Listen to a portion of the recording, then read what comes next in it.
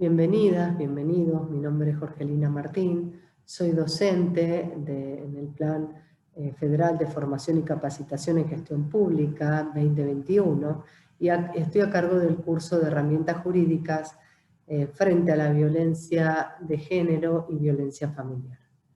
Voy a compartir un PowerPoint para el desarrollo de la clase. Como les decía, en este curso de herramientas jurídicas frente a la violencia de género, vamos a desarrollar el concepto de violencia de género. La violencia de género se refiere a los actos dañinos dirigidos contra una persona o un grupo de personas en razón de su género. Tiene su origen en la desigualdad de género, el abuso de poder y la existencia de normas dañinas. El término se utiliza principalmente para subrayar el hecho de que las diferencias estructurales de poder basadas en el género colocan a las mujeres y niñas en situación de riesgo frente a múltiples formas de violencia. Si bien las mujeres y niñas sufren violencia de género de manera desproporcionada, los hombres y los niños también pueden ser blanco de ella. En ocasiones se emplea este término para describir la violencia dirigida contra las poblaciones LGBTQI+, al referirse a la violencia relacionada con las normas de masculinidad, feminidad o las normas de género, concepto desarrollado por el Departamento de Mujeres de la ONU. ¿Cómo se traduce en la vida cotidiana? ¿En qué conductas? Por ejemplo, si te eligen los amigos, amigas, si te obligan a mantener relaciones sexuales, si manejan tu dinero, si limitan tu contacto con tu familia, si no te dejan estudiar la carrera que vos decidís o estudiar en todo sentido. Bueno, esos serían algunos ejemplos de conductas de la vida cotidiana. La violencia se desarrolla en el denominado ciclo de la violencia, que se compone en fases. La primera fase es el enojo injustificado del agresor.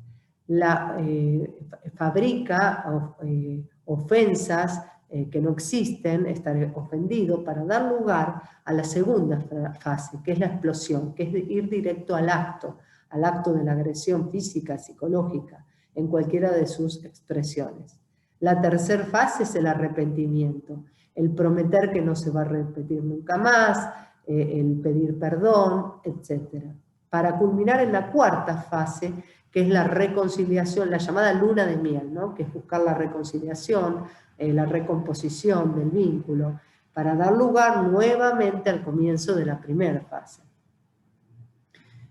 El marco normativo en que se regula la violencia de género se da en el plano internacional, incorporados con jerarquía constitucional por nuestra Constitución, artículo 75, inciso 22, que es la Convención sobre Eliminación de todas formas de discriminación contra la mujer, CEDAW, Convención Interamericana para Prevenir y Sancionar la Violencia contra la Mujer, Convención de Belén do Pará, la Constitución Nacional, la Ley 26.485, Ley de Protección Integral para prevenir, sancionar y erradicar la violencia contra las mujeres en los ámbitos en que se desarrollen sus relaciones interpersonales. Y por último, la Ley 27.499, Ley Micaela. La Convención sobre la Eliminación de todas formas de discriminación contra la mujer, la CEDAW, es un tratado internacional de Naciones Unidas firmado en 1979, pero específicamente los artículos que me gustaría señalar es el artículo 15, que todo contrato o instrumento que limite la capacidad jurídica de la mujer se considerará nulo, buscando igualarlos en la escena social al hombre y a la mujer, ¿no? Con medidas para eliminar esta discriminación, con acciones positivas. Y el artículo 4 las define como medidas especiales de carácter temporal encaminadas a acelerar la igualdad entre el hombre y la mujer. La recomendación número 35 del Comité de la CEDAW, que es el organismo encargado de interpretar este tratado, pone a la discriminación claramente como una forma de violencia. Redefine el concepto de violencia de género encaminándolo ahí. Quiero detenerme y traerlo a colación el caso María da Pena en Brasil. María da Pena, una brasileña biofarmacéutica, víctima de doble intento de homicidio por su marido, padre de sus 3 hijas en la ciudad de Fortaleza.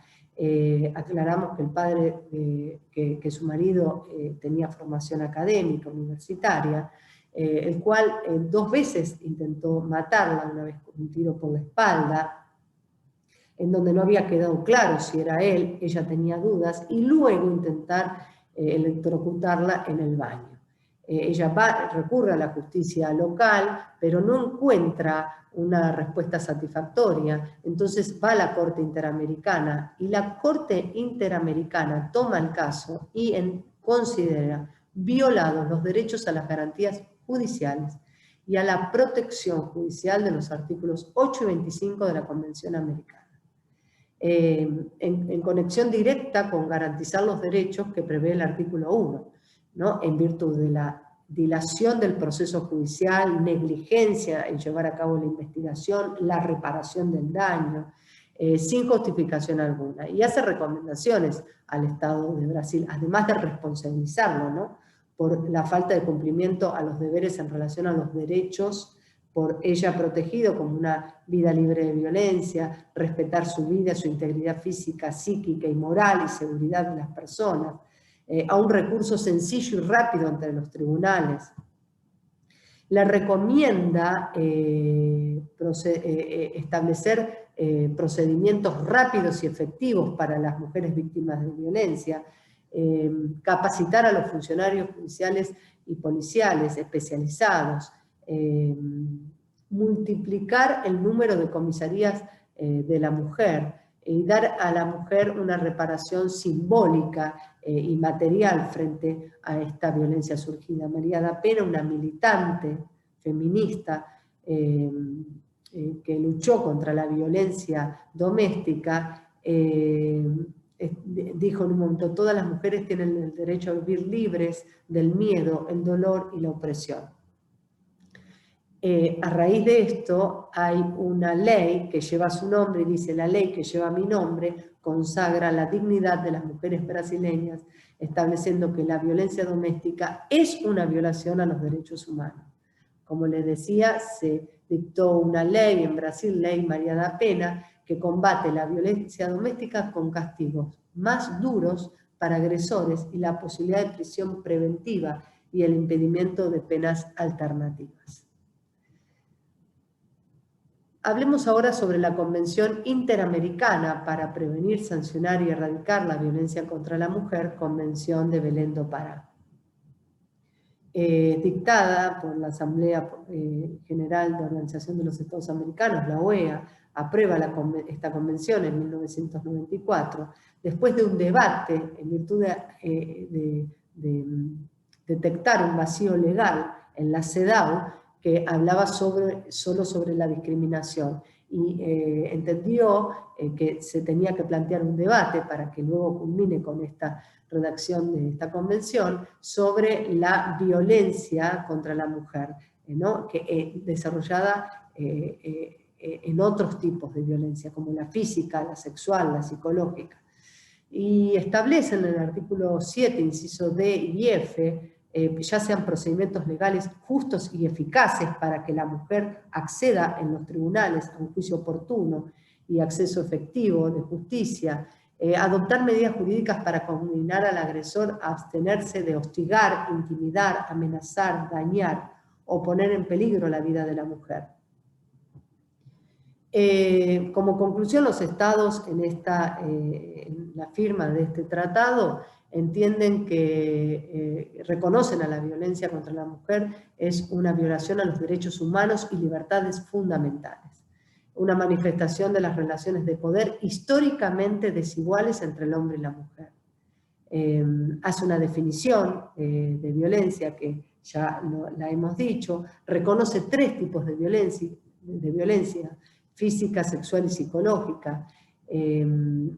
Visibiliza este tipo de violencias tanto en la vida privada como en pública, puertas adentro del lugar como afuera. se les reconoce por primera vez un derecho a las mujeres a una vida libre de violencia. Los estados se obligan a adoptar en forma progresiva medidas y políticas públicas amplias para prevenir, investigar y sancionar los hechos de violencia contra las mujeres.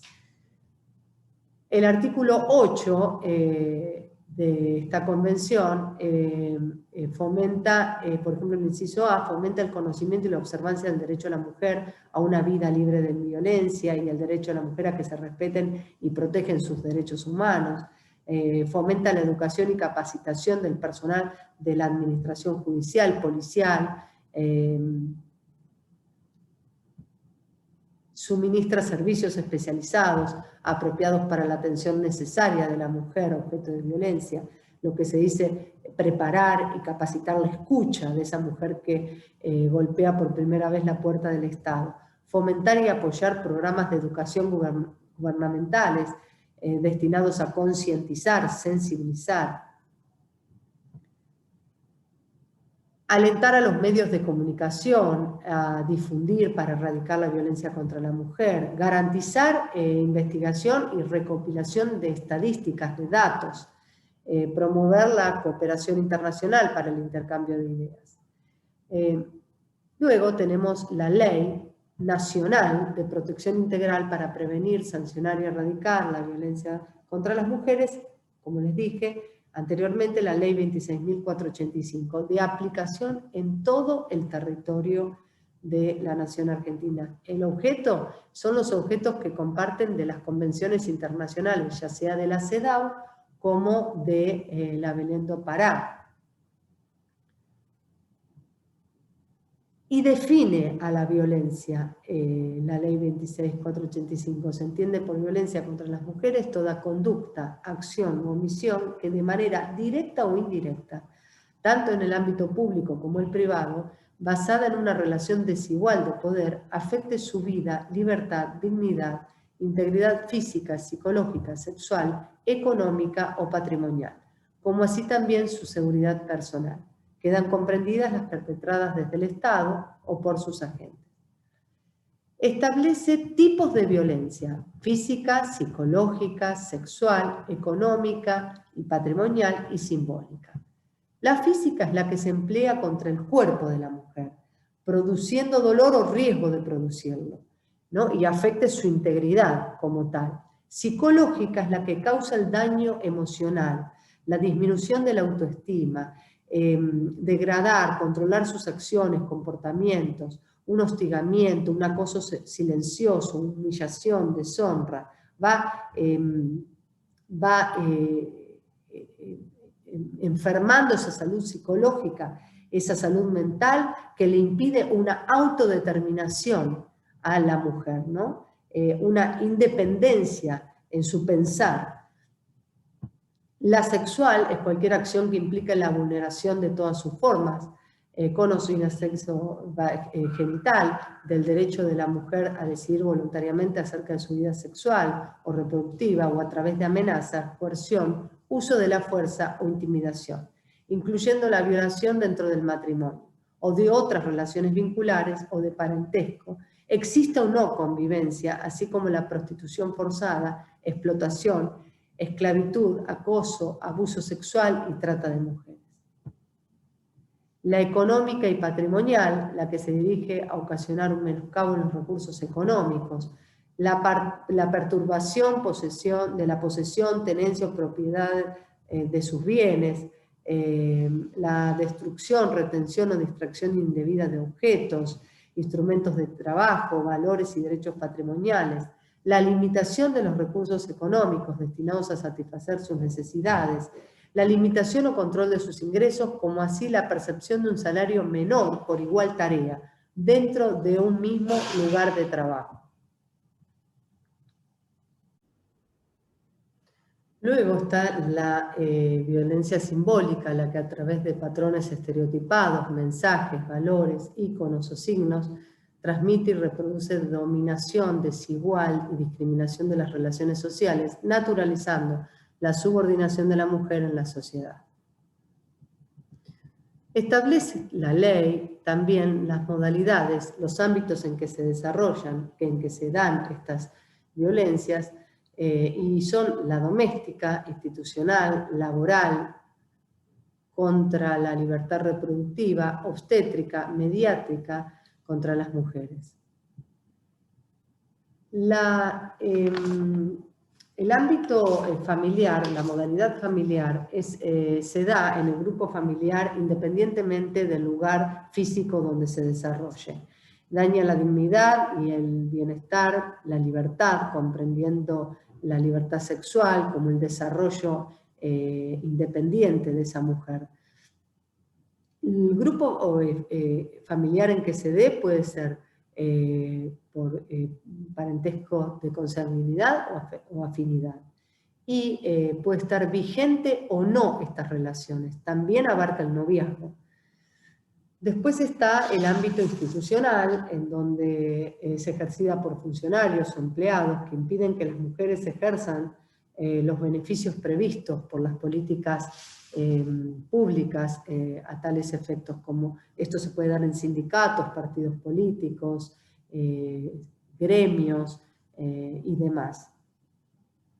Después está la violencia laboral, en donde se discrimina a la mujer en trabajos públicos o privados y obstaculizan el acceso al empleo, a la estabilidad, a la permanencia, al ascenso, exigiendo requisitos sobre su estado civil, maternidad, edad, apariencia física, realización de test de embarazo, etc. Constituye también violencia contra las mujeres en el ámbito laboral, quebrantar el derecho de igual remuneración por igual tarea o función. Asimismo, incluye el hostigamiento psicológico en forma sistemática sobre una determinada trabajadora a fin de lograr su exclusión laboral. Violencia contra la libertad reproductiva, en donde se le impide a la mujer decidir libre y responsablemente el número de embarazos y el intervalo entre los nacimientos, de conformidad con la Ley 25.673, de creación del Programa Nacional de Salud Sexual y Procreación Responsable. Violencia obstétrica es aquella que ejerce el personal de salud sobre el cuerpo y los procesos reproductivos de las mujeres, expresada en un trato deshumanizado, un abuso de medicalización y patologización de los procesos naturales. Esto es de conformidad a la Ley 25.929. Y la violencia mediática, que es aquella en donde hay una difusión de imágenes estereotipadas a través de cualquier medio masivo de comunicación, que en forma directa o indirecta promueva la explotación de mujeres o sus imágenes, injurie, difame, deshonre, humille, atente contra la dignidad de las mujeres. Como así también en mensajes pornográficos, legitimando la desigualdad de trato, se construyen patrones socioculturales que pueden ser generadores de más violencia contra la mujer.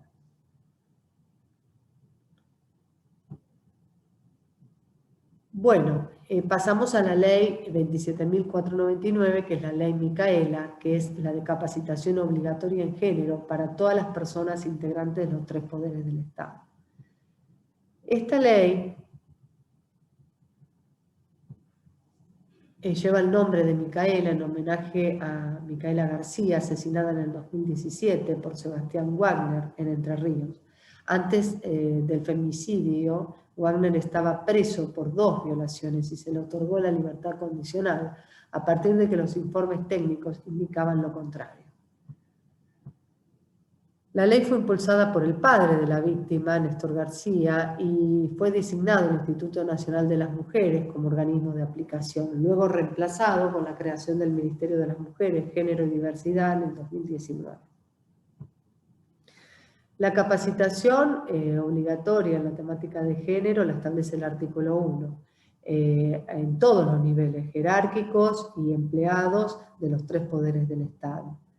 No es posible negarse a recibir la capacitación.